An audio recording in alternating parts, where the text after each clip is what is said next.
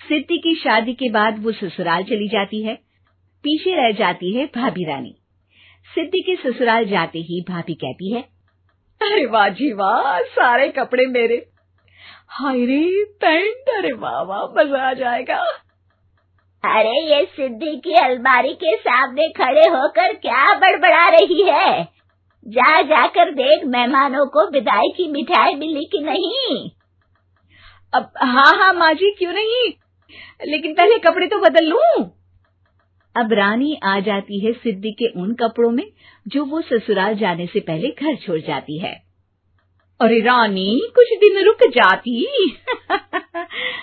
अरे ये तो सिद्धि बिटिया को मैंने ही दिया था, बड़ा ही फबता था उस पर, तुझ पर तो कुछ खास नहीं लग रहा। अब वो ना मेरे सारे कपड़े गीले थे तो सोचा पहन लूं। वैसे भी सिद्धि को कौन सा भी पुराने आउटडेटेड कपड़ों को पहनना है। वैसे भी ये सूट तो मैंने तभी पहना था, वैसे खास है भी नहीं ये। हाँ ठीक है, लेकिन ना मेरी सिद्धि पर तो जमता था। सारे मेहमान चले जाते हैं और सिद्धि ससुराल से मायके पहली बार आती है।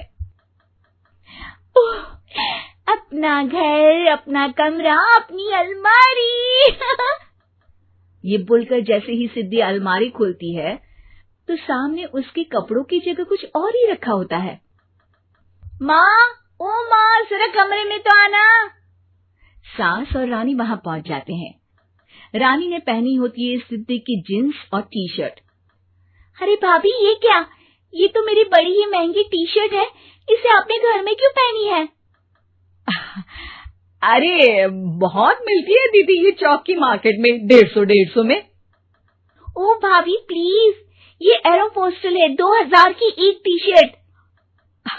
ओहो, 2000 में तो दीदी 4 साड़ी आ जाए। अब क्या बोलूं? भाभी, ये मेरी अलमारी में छोटू के कपड़े, तो मेरे कपड़े कहाँ हैं?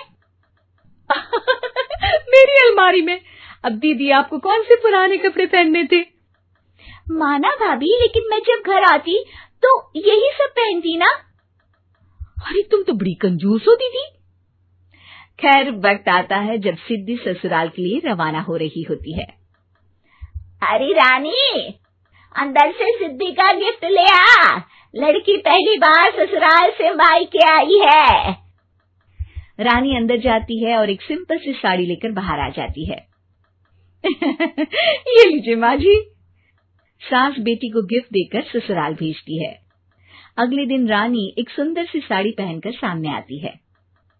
अरे रानी, ये तो वो साड़ी है जो मैंने सिद्धि को देने के लिए दी थी जब वो ससुराल ले जाती, लेकिन ये तूने कैसे पहन ली? अरे माँ जी, ये साड़ी तो मुझे बहुत पहले से ही पसंद थी, लेकिन चिंता ना करिए, मैंने सिद्धि के लिए भी अच्छी सी साड़ी दी है। हाँ।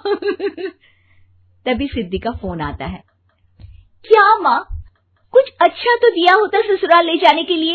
अरे पहले दिखा दिया होता। ये चमकते हुए पैकेट में नौकरानी वाली साड़ी मत दिया करो माँ। अरे बेटे, वो तेरी भाभी ने ना गलती से उससे पैकेट बदल गया। हाँ, मैं कल ही तेरे भाई के हाथ से तेरा वाला पैकेट भेज दूंगी। अरे रहने दो माँ, आई एम श्योर भाभी ने अभी वही साड़ी पहनी होगी जो तुमने मेरे लिए रखी थी। तुम तो समझ नहीं पाई उनको। खैर छोड़ो, मैं ज्यादा बोलती अच्छी नहीं लगती, रहने दो, आपको उन्हीं के साथ रहना है, फिर बात करेंगे। सास को रानी पर गुस्सा आ जाता है। वो उसके कमरे में जाती है जहाँ वो शादी का एल्बम देख रही होती है। रानी, मार्केट जाकर एक ऐसी ही साड़ी लेकर आ, कल प्रतीक जाकर सिद्धि के घर दे आएगा। अरे क्यों माँ जी, कितनी साड़ी देनी है दीदी को? यहाँ कोई सेल लगी है क्या? अरे चुप कर, मेरे बेटी के हिस्से की साड़ी खुद पहन ली, अब ज्यादा ज्ञान बांट रही है। एक दिन सिद्धि का फोन आता है। माँ, मेरी सास ने आप सबको खाने पर बुलाया है। सारे लोग सिद्धि के ससुराल पहुँचते हैं। खाना खाकर वो लोग निकल रहे होते हैं कि सिद्धि की सास सभी को गिफ्ट देती है। अरे बहन जी, बेटी के घर का खाना खा लिया, यही बहुत है जो आप ऊपर से गिफ्ट भी दे रही है। अरे बहन जी, आप भी कहाँ इन बातों पर विश्वास कर रही हैं। सास सभी को गिफ्ट देती है, लेकिन रानी को जो साड़ी देती है वो अजीब सी हरे रंग की लाल रंग के बड़ी छाप वाली होती है। अरे छी छी, ये कौन पहनेगा? सासू माँ को तो जरी वाली इतनी सुंदर, और मेरे लिए ये नौकरानी वाली। अरे भाभी, दरअसल मैं जब भी घर आती थी आप वापसी में ऐसी ही साड़ी देती थी ना, तो माँ ने सोचा कि आपको आपकी पसंद की ही साड़ी क्यों ना दी जाए। बेचारी रानी, बोलती भी तो क्या। सिद्धि और सास रानी का चेहरा देखकर हंसने लगती है, तो रानी समझ जाती हो तो अपना ही परिवार साथ देता है। भैया, मेरे पीछे पुलिस लगी है, प्लीज मुझे बचा लो। रवि और राज दो भाई, लेकिन दोनों में कभी नहीं पटी। अरे क्या हुआ छोटे, क्या कर दिया तूने? अरे कुछ नहीं भैया, मेरा दोस्त है ना राजू, वो मुझे लेकर बैंक गया था। मुझे नहीं पता भैया कि वो वहाँ बैंक लूटने जा रहा है। मैं उसके साथ बैंक में घुसते ही सीसीटीवी कैमरे में दिख गया हूँ। अब पुलिस मुझे ढूंढ रही है भैया, मुझे बचा लो। राज कुछ सोचता है, फिर कहता है, ओके, तुम यहीं रुको, मेरा एक दोस्त पुलिस में है, मैं बात करता हूँ। तभी वहां रवि की बीवी राज की बीवी के साथ आ जाती है। तुम लोगों के घर जब तक पुलिस का आना जाना है, बच्चों को यहीं छोड़ दो, उन पर असर ठीक नहीं पड़ेगा। तभी वहां पुलिस आ जाती है। चलो चलो, कौन है रवि, थाने चलो। मैंने कुछ नहीं किया, मुझे कुछ नहीं पता। अरे वो तो पुलिस स्टेशन चलकर ही पता चलेगा कि कुछ पता है कि नहीं, चलो। कहानी का फ्लैशबैक। भैया, मुझे मेरे मकान में हक चाहिए ही चाहिए। अरे लेकिन छोटे, अभी मेरे बच्चों पर काफ़ी खर्चा है, तेरी भाभी की भी तबीयत ठीक नहीं रहती, बजट बिल्कुल नहीं है कि मैं अलग होकर रहूं। देख लो भैया, 1 महीना है तुम्हारे पास, जल्दी से घर खाली कर दो। अरे कैसी बात कर रहे हैं भैया, मेरे शरीर में अभी इतनी हिम्मत भी नहीं कि घर को खाली करे। तो क्यों अपना पोषण बेचा भाभी? अरे तुम तो जानती हो, पिताजी की बीमारी के कारण उन्हें हमारी जरूरत थी, कैसे आते पैसे। ससुर जी तो बूढ़े थे भाभी, उनकी बीमारी में भी पैसे लगाना कौन सा अकल का काम था? तो क्या पिताजी को मैं मरने के लिए छोड़ देता? अरे रवि, तू तो समझ, पापा को हमारी जरूरत थी, उन्होंने हमारे लिए हर वो काम किया जिससे हमें खुशी मिले। बैक टू रवि, जो जेल में बैठा है। ये मैंने क्या कर दिया था? मैं ना पिता का हुआ ना ही भैया का। मेरे साथ जो हो रहा है ठीक ही हो रहा है। तभी वहां पुलिस वाला आता है। रवि, तुमसे कोई मिलने आया है। भाभी, आप यहाँ क्यों आई? पुलिस स्टेशन है ये भाभी। भैया, आपकी जगह मेरा भाई होता तो क्या मैं नहीं आती? अच्छा, ये खाना ले लीजिए, खा लीजिएगा। आपके भैया लगे हैं वकीलों और पुलिस वालों से बात करने में, डरने की कोई बात नहीं। जब आपने गुनाह किया ही नहीं तो सज़ा भी नहीं मिलेगी। रवि भाभी को देखकर रोने लगता है। घर में साक्षी चुपचाप बैठी होती है कि तभी सोनम कहती है, अरे साक्षी, क्या हुआ, परेशान क्यों हो रही हो? भाभी, अभी अभी पुलिस स्टेशन से खबर आई है, इन्हें बड़े जेल में शिफ्ट किया जा रहा है। मैं क्या करूंगी भाभी? रो मत, हम अच्छे से अच्छा वकील करेंगे। लेकिन उसमें तो बड़े पैसे लगेंगे दीदी, हम इतना पैसा कहाँ से लाएंगे? अरे क्यों, ये मकान है ना, और मेरे कुछ गहने भी है। साक्षी की आंखों में पानी आ जाता है। पर दीदी, ये तो आप और भैया की मेहनत की कमाई है। पापा के बाद भी तो हम लोगों का सब खत्म हो गया था। पापा को तो बचा नहीं पाए, लेकिन भैया को जरूर बचा लेंगे, और भगवान चाहेंगे ना तो दोनों भाई मिलकर इससे भी बड़ा मकान खड़ा कर लेंगे। साक्षी। थोड़ी देर में राज वहां आता है। सोनम सही कह रही है साक्षी, पैसों की कमी के कारण किसी भी बेगुनाह को सजा नहीं मिलती। राज एक अच्छा सा वकील करता है। सोनम और साक्षी बचाए पैसे और अपने गहनों को बेचकर रवि का केस लड़ते हैं और जल्द ही रवि जेल से बाहर आ जाता है। रवि राज को गले लगाकर कहता है, भैया मुझे माफ़ कर दो, मुझे साक्षी ने सब कुछ बताया है। भैया, आपने मुझ पर विश्वास किया, मेरे लिए दिन रात मेहनत की, भाभी ने अपने गहने तक बेच दिए। भैया आपने तो पापा के लिए भी पैसे नहीं देखे, लेकिन मैं बहुत ही सेल्फिश निकला। भैया एक आखिरी बार मुझे माफ़ कर दो, मैं शर्मिंदा हूँ। अरे भाई, अपने तो अपने ही होते हैं। पापा ने हमारे लिए क्या नहीं किया, ये तुम्हें बताने की ज़रूरत नहीं है मुझे। और फिर तू तो मेरा भाई है, पैसे से बढ़कर रिश्ते होते और शिविन स्कूल। जिनके घर से जाने के बाद गीता काम खत्म करके बाकी समय आराम करती थी, लेकिन लॉकडाउन के बाद ऑफिस और स्कूल घर में ही खुल गए और इससे गीता का हाल वो तो आपको देखने में ही मजा आएगा। शिविन, ओ शिविन, महाराज उठने के लिए क्या 21 तोपों की सलामी लेंगे? अरे बिस्तर से बाहर निकल, ऑनलाइन क्लास स्टार्ट होने वाली है। अरे तुम भी हद करती हो, स्पीकर की तरह चिल्लाने की क्या जरूरत है? दिख नहीं रहा मेरी कॉन्फ्रेंस चल रही है। अब कैमरा और स्पीकर ऑन कर रहा हूं, मुझे कोई शोर नहीं चाहिए। इस पर जैसे ही रोहन लैपटॉप का कैमरा और स्पीकर ऑन करता है, तभी कुकर की सीटी बजती है। करा लो अब इसे चुप। लॉकडाउन नहीं हुआ, मेरी मौत का फरमान जारी हो गया। दोनों बाप बेटे ने नाक में दम किया हुआ है।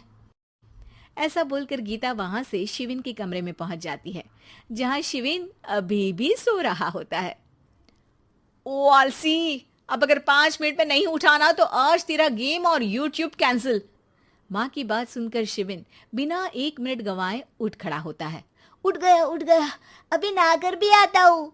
ये नाटक कहीं और, मुंह पर गीला कपड़ा मार और पढ़ने बैठ। शिविन की ऑनलाइन क्लास स्टार्ट हो जाती है, जिस पर गीता उसे वहां बिठाकर रसोई में चली जाती है। थोड़ी देर में उसे कमरे से कुछ आवाज सुनाई देती है, जिसे सुनकर वो कमरे में वापस आती है।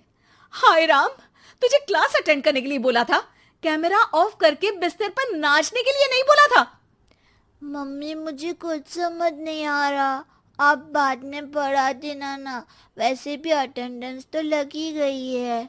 हाँ हाँ बेटा, जरूर बन जा, तू अभी से हम सबका बाप बन जा।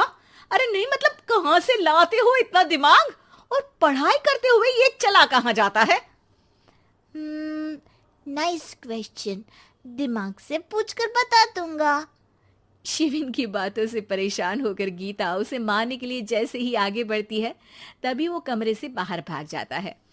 अब शिविन आगे आगे और गीता हाथ में चप्पल पकड़े उसके पीछे पीछे पूरे घर में दोनों घूम रहे होते हैं। इसी बीच वो रोहन के पास पहुंच जाता है और शिविन को मारने वाली चप्पल रोहन के लैपटॉप पर जाकर गिरती है। ओए माँ! मम्मी, अब पापा को चप्पल मार रही हो? वो आज तक के रिपोर्टर, चुपचाप जाकर क्लास अटेंड कर ले, नहीं तो अगली तेरे पीछे लगेगी। इस पर शिविन वहां से चला जाता है, जिसके बाद रोहन गीता से कहता है, इस सर्कस के लिए कुछ बोलना चाहोगी? अरे क्या करूं, जब से तुम दोनों घर में रहने लगे हो, घर अपने आप ही सर्कस बन गया है और मैं तुम्हारी नौकर। कभी बेटी को संभालो तो कभी बाप के नखरे उठाओ। इन्हीं सब उथल पुथल में दिन बीतते रहते हैं, जिसमें हर रोज घर के अंदर कुछ नया सियप्पा खड़ा मिलता है, जो ज्यादातर शिविन और रोहन के ऑनलाइन स्कूल और ऑफिस से रिलेटेड ही होता है। एक सुबह, शिविन चल उठ, आज की क्लास जल्दी है। कैमरा ऑफ करके आप अटेंड कर लो। अरे ऐसे छित्तर पड़ेंगे, दादी नानी सब एक साथ याद आ जाएंगी। गीता की लाख मशक्कतों के बाद क्लास तो खत्म हो जाती है, लेकिन उसके बाद शिविन फोन इस्तेमाल करते हुए इंस्टाग्राम रील बनाने लगता है। रसोड़े में कौन था? तुम थी, मैं थी, कौन था? कौन था? हाँ, मैं गरीब हूँ। अरे ओ गरीब के बेटे, आजा, मैं बनाती हूँ तुझे गरीब। मैं बताती हूँ रसोड़े में कौन था। पढ़ाई करने बोलो तो इनकी माँ मर जाती है, और ये पागलपंतियां जितनी मर्जी करा लो। गीता शिविन को डांट रही होती है, तभी रोहन बीच में बोल पड़ता है। अरे बच्चा ही तो है, इतना गुस्सा क्यों कर रही हो? बेटे का साथ देने की इसी एक कोशिश में अब शिविन के साथ साथ रोहन भी गीता के गुस्से की सूली पर चढ़ जाता है। अगर बेटे पर इतना ही प्यार आ रहा है तो इसे क्लास अटेंड क्यों नहीं कराते, इसका होमवर्क क्यों नहीं कराते? उस समय तो बहुत जल्दी मीटिंग आ जाती है, वो काम मैं करूं और यहाँ इस बेफिजुली की चीज में तरफदारी करके बन जाओ महान। हे भगवान, कोई तो इनके ऑफिस और स्कूल खुलवाओ, मैं इन्हें और घर में नहीं सह सकती। अरे कुछ और मांग लेती, क्योंकि तुम्हारी ये विश इस साल तो पूरी होने से रही, कोरोना। हाय, नास बेटे ने जिंदगी ही बर्बाद कर दी। खाए कोई पचाए कोई, कल मुझे चुन चुन कर सबको मेरी बद्दुआ लगेगी। उन्होंने दुनिया का और इन बाप बेटे दोनों ने मेरा जीना मुश्किल कर दिया। गीता वहां से चली जाती है, जिसके बाद रोहन शिविन से कहता है, अरे तुम्हारी मम्मी इतनी भड़की हुई क्यों है? आपकी वजह से पूरा समय घर में रहते हो और उस पर कोई काम कराने की जगह बस ऑर्डर देते रहते हो। अच्छा बेटे, सारा इल्जाम मुझ पर? पूरा दिन तो वो तुम पर ही चिल्लाती है। हाँ, मतलब दोनों का 50-50 है, कुछ करना पड़ेगा। वो कहते ना, make the best out of worst. I have an idea. वैसे तुम्हारी माँ सही कहती है, बहुत जुबान चलाने लगे हो, कम बोला करो। अगली सुबह रोहन और शिविन अपनी गलती को सुधारने के लिए गीता के उठने से पहले घर का आधा काम खत्म कर देते हैं, जिसे देखकर गीता खुश हो जाती है और फिर बाकी बचा काम वो तीनों मिलकर पूरा कर लेते हैं। जिसके बाद अब वो सब मिल बांट कर हर काम में एक दूसरे की मदद करते हुए लॉकडाउन का मजा लेने लगते हैं। कि तीनों बहुओं में किसी बात को लेकर अनबन हो गई थी। तब से ही तीनों एक दूसरे से मुंह फुलाए रहती थी। ना कोई सीधे मुंह किसी से बात करती, ना किसी का कहना मानती। पड़ोसी भी इस बात को जानते थे और जाने कैसे कैसे बातें भी करते। इसीलिए सासू माँ ने तीनों बहुओं को तुरंत अपने कमरे में बुलाया। मैं कई दिनों से देख रही हूँ, तुम तीनों अलग अलग सारे काम कर रही हो। ये सब नहीं चलेगा, तीनों को मिलकर ही काम करना पड़ेगा। सास की बात सुनकर एकदम से बड़ी बहू बोल उठती है, नहीं मम्मी जी, मैं इन दोनों के साथ कुछ नहीं कर सकती। मैं इस घर की बड़ी बहू हूँ, फिर भी ये मेरा कहना बिल्कुल भी नहीं मानती। अरे जेठानी जी, जानबूझकर मुझे डबल काम करवाती है आप, और छोटी मुझसे टेढ़े मुंह ही बात करती है। इन दोनों के बीच हमेशा सैंडविच बन जाती है मेरी, और मैं हमेशा आलू की तरह बीच में मसली जाती हूँ। मम्मी जी, इन दोनों को लगता है कि मैं छोटी हूँ तो इनके पैरों तले दब जाऊंगी, लेकिन नहीं, मेरा भी उतना ही अधिकार है जितना इन दोनों का है। बड़ी आई दोनों मेरी चुगली करने के लिए, मुझे क्या कम समझ रखा है। तीनों बहू एक दूसरे से बहस करने लगती है और सास दोबारा ये देखकर टेंशन में आ जाती है और सबसे कहती है, चुप हो जाओ, अब से तुम तीनों सारे काम एक साथ करोगी, आंख बंद करके एक दूसरे की बात सुनोगी। तुम तीनों इस बात को गांठ बांध लो, वरना अगली छुट्टियों में तुम्हारा अपना मायके जाना कैंसिल। सास की बातें सुनकर डर के मारे तीनों हामी भर देती हैं। जी मम्मी जी, मैं समझ गई। हाँ मम्मी जी, जैसा आप कहें, आप जो कहेंगी मैं वही करूंगी। तीनों बहू सास की बात को गांठ बांध लेती है और वादा करती है कि अब से सारे काम वो तीनों एक साथ मिलकर ही करेंगी। ये सब देखकर सास खुश हो जाती है और वहां से चली जाती है। नीचे जाकर वो देखती है कि घर में शर्मा जी आए हुए होते हैं। सास जोर से आवाज लगाकर कहती है, अरे बहू, जरा चाय बनाकर तो लाना, शर्मा जी आए हैं। सास की बात सुनकर तीनों बहू तुरंत किचन की ओर भागती है और चाय बनाना शुरू कर देती है। मुझे तो एकदम मसाले वाली कड़क चाय पसंद है, तो हम शर्मा जी के लिए मसाले वाली चाय ही बनाएंगे। अरे नहीं दीदी, गर्मी के मौसम में मसाला चाय कौन पीता है? मैं तो शर्मा जी के लिए इलायची वाली चाय ही बनाऊंगी। ये कैसी बात कर रही हैं आप दोनों? मेरी मम्मी ने सिखाया है कि मेहमान को ज्यादा दूध और शक्कर वाली चाय देनी चाहिए, वरना वो घर वालों को कंजूस समझते हैं। तो मैं तो शर्मा जी को ऐसी ही चाय दूंगी। तीनों बहुएं अपने अपने तरीके से चाय में शक्कर, मसाला, पत्ती सब डाल देती है। उबलने के बाद तीनों मिलकर चाय बाहर लेकर जाती है और शर्मा जी और सासू माँ को देती हैं। चाय पीने के बाद शर्मा जी सासू माँ को देखकर शर्मा जाते हैं और शर्मिंदा महसूस करते हैं कि आखिर उन्होंने चाय पीने के लिए हामी क्यों भरी। सासू माँ भी चाय पीना शुरू करती है और कहती हैं, अरे बहू, ये कैसी चाय बनाई है? चाय है या मीठे दूध की बासुंदी? हाँ, चाय अच्छी नहीं लगी क्या? कोई बात नहीं, हम पराठा बनाकर लाते हैं। चलो चलो अंदर। हाँ हाँ चलो। हाँ आती हूँ मैं भी। नहीं नहीं, मेरा पेट चाय नहीं चौपट कर दिया वही काफी है, पराठे से पोपट नहीं करवाना, मैं तो चलता हूँ। शर्मा जी चुपचाप पतली गली से निकल जाते हैं। अगले दिन सास बहुओं से कहती है, अरे बहू, जाओ जाके ऊपर के गेस्ट हाउस की सफाई कर दो, कल हमारे यहाँ मेरे दूर के रिश्तेदार आने वाले हैं, तो पूरे कमरे को चमका देना, समझी? तीनों बहू सास की बात को मानकर ऊपर सफाई करने चली जाती हैं और तीनों कमरे की सफाई चालू कर देती है। बड़ी बहू मकड़ी के जाले साफ करती है तो बीच वाली झाड़ू लगाना और छोटी वाली सर्फ डालकर जमीन धोना शुरू कर देती है। अरे दीदी जेठानी जी, अभी मैंने पूरी फर्श धोई और आप फिर से धूल नीचे गिरा रही हैं। और मछली जेठानी जी, आप बिना झाड़ू की धूल यहाँ छटक रही हैं। अरे तीनों को साफ करना है, एक साथ सफाई करते हैं ना। अरे वही तो, हम साथ साथ हैं, घर साफ साफ है। तीनों बहू ऐसे ही काम में उलझ जाती है और 2 घंटे तक एक ही कमरे की सफाई करती रहती है। बहुत देर से अपनी बहुओं को ना देखने के कारण सास ऊपर कमरे में उन्हें देखने जाती है, लेकिन कमरे में घुसती ही वो गीली फर्श पर फिसलने के कारण नीचे गिर जाती है। ओरी मोरी मैया, हड्डी मरोड़ के रख दी, आए मेरी तो कमर ही टूट गई रे। तीनों बहुएं सास को उठाती हैं और बिस्तर पर सुला देती है।